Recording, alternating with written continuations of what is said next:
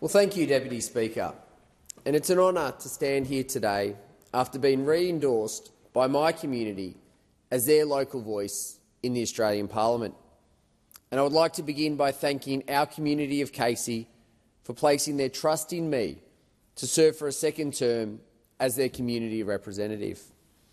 And each time that I stand to speak as the federal member of Casey, I'm reminded of my community who gave me the responsibility and privilege of being a strong local voice in this place. To represent my home and our community in the Australian Parliament is a privilege and an honour that I will never take for granted. Now, the greatest part of this job is the ability to help people when they need it most. Locals who call or visit my office are often feeling vulnerable and in need of assistance with navigating government departments and complex bureaucracies. Others reach out with ideas and suggestions on how things could be done better by the federal government. And my commitment to our community is that there will be a voice in this place for all, regardless of how you voted. And I'd like to acknowledge the 7 other candidates who nominated for Casey at the election and commend them on the campaigns that they ran.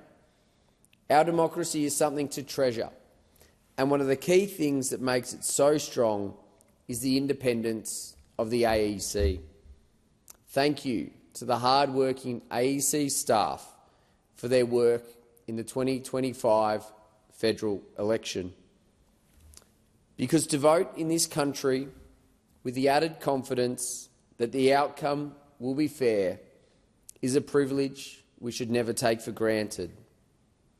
And I'll work hard every day for all the residents of our community. I'd like to thank people who have and you continue to support me. As you know, Deputy Speaker, none of us stand in this House alone. There are many that support us on the journey to this House and the journey to continue to serve our communities in this House. And firstly, to my family, my wife Rachel and my 2 children. I couldn't do what I do serving our community without you. Thank you for your unconditional love and support. To my executive committee, the campaign team and my EO staff, thank you for your support, your advice and your guidance. To our dedicated local Liberal members, as well as community supporters who believed in me and our party's values, thank you for giving your time, your most precious asset, to our cause. Our campaign was a local grassroots campaign. We had hundreds of people who gave up so much, from putting up signs in their property, listening to our community and supporting me at listening posts, and handing out on election day. Thank you for believing in me and also the Liberal Party and our cause. At a local level, we made some really important commitments that an elected Liberal government would have delivered. And I've spent the past 3 years out in our community speaking to locals where they are, whether it be door-knocking their homes or listening to them at the local shops. My plan was centred around providing solutions to some of the challenges we face in our community. And I'm pleased that my positive plan resonated with the community.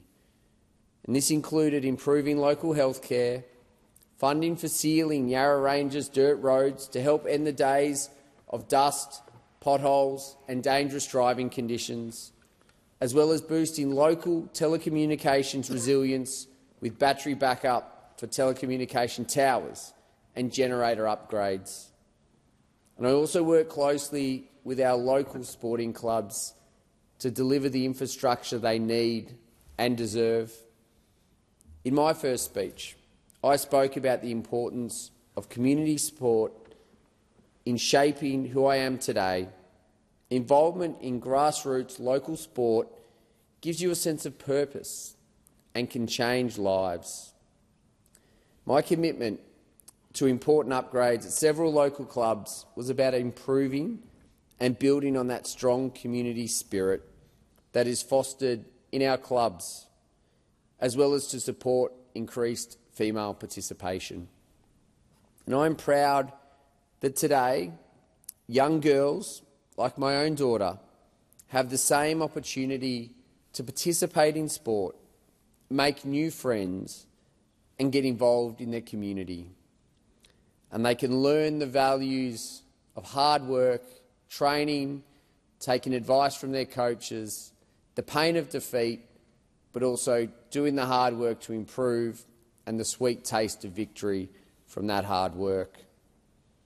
And I am disappointed that the Labor government did not match my commitments for our community, and at this point they won't be going ahead. But the need for these local projects is important, and it doesn't stop once the election is decided. Because our community deserves improved access to healthcare, we deserve safer local roads, we deserve reliable telecommunications, and we deserve upgraded local infrastructure and facilities. And my commitment to you is that I will continue to advocate and I will continue being a strong local voice in this parliament for our community. Last term, Deputy Speaker, I started a petition with my community calling for an urgent care clinic in the Yarra Ranges. Thousands of locals added their names, and I stood here in this place and brought local voices to the federal parliament. I'm pleased that together we had a win for our community. The government has finally now committed to delivering an urgent care clinic in the Yarra Ranges. And recently I received confirmation that the clinic will be established in Lilydale. And it's great that the government has finally listened to us. It's a real credit to our efforts. Every person who signed the petition, who spoke up and who shared their story. I welcome this progress, but it doesn't go far enough. Because while a clinic in Lilydale is a step forward, it doesn't do much for the families in Hillsville, the Upper Yarra or other rural parts of Casey.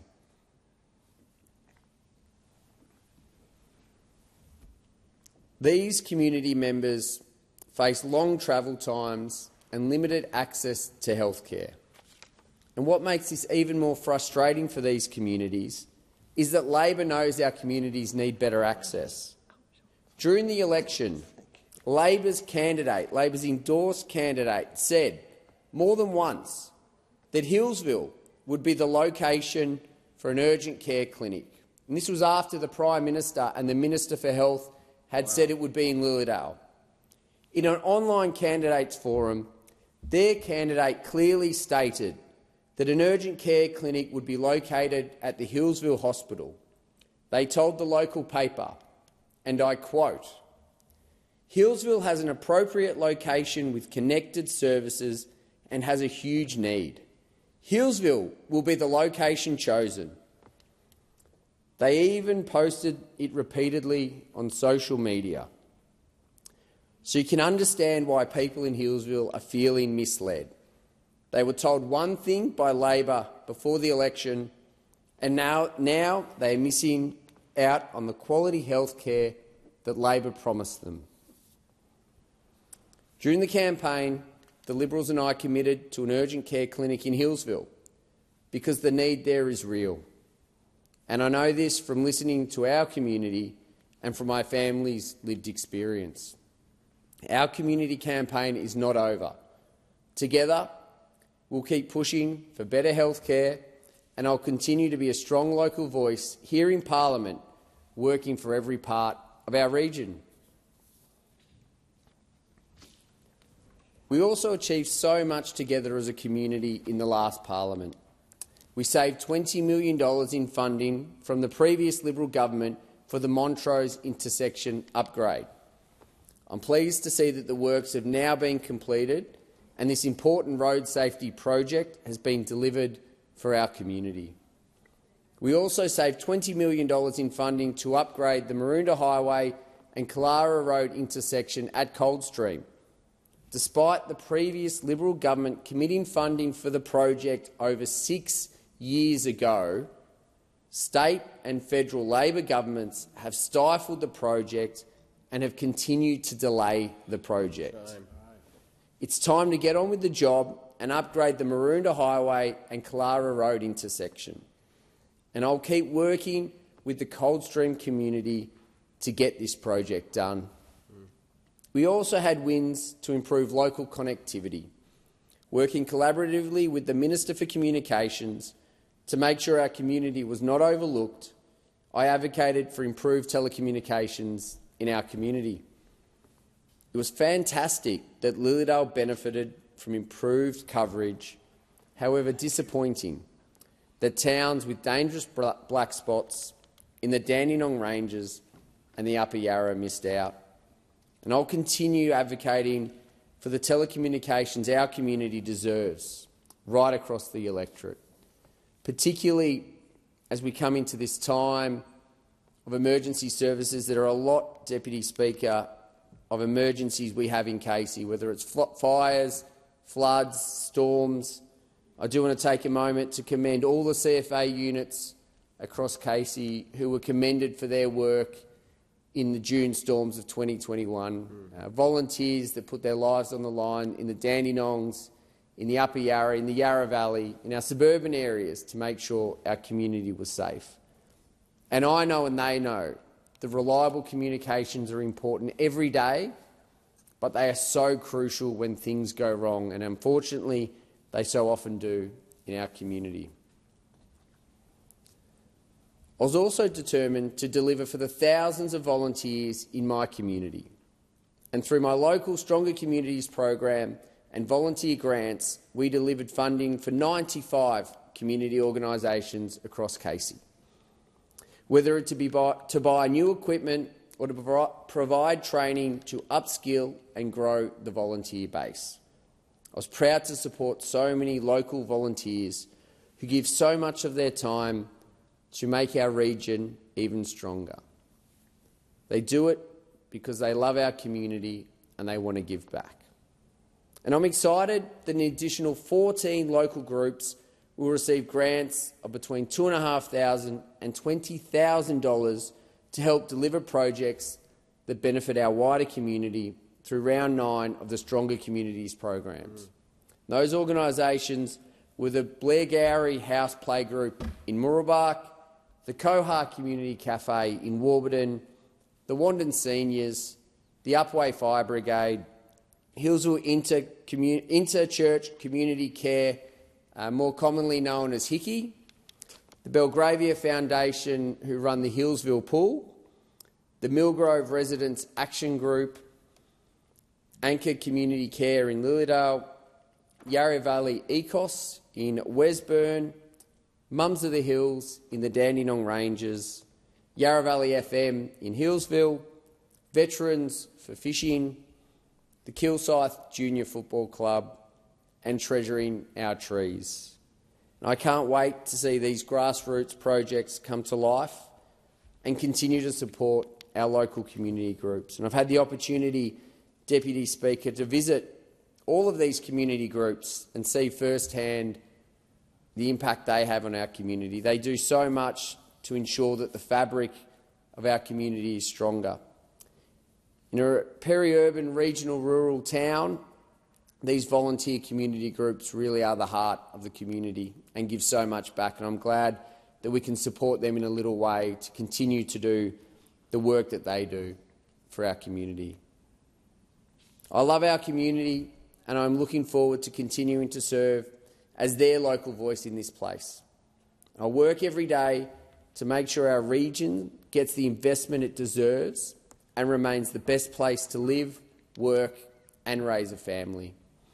Australia is the lucky country. It's a place where I was able to make a life for myself and my family, regardless of postcode, income or circumstance. But for many Australians, it doesn't feel so lucky anymore. We have plenty of work to do in this place to ensure future generations have the same opportunities I did.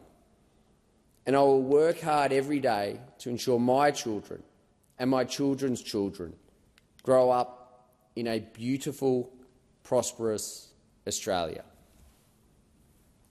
And when we talk about our future generations, Deputy Speaker, there is not one thing that is more important. There is many things we need to do to ensure that they have that future. But the consistent theme that comes through for our younger generation is that access to housing.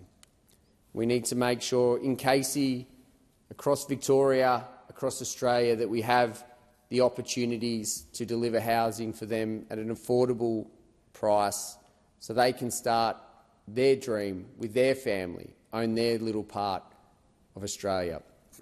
I'll continue to hold this government to account to make sure that they are actually delivering, not just rebadging coalition policies, although, as they say, imitation is the greatest form of flattery. It was disappointing that the Prime Minister and Treasurer felt that they needed to run a 3-day roundtable as cover to announce a coalition policy as their own. But as long as we're getting prices down, we will take that, Deputy Speaker. There is much to do. I'm looking forward to continuing to deliver today and into the future in this term of parliament for my community. Authorised by Aaron Violi, Liberal Party, Lilydale.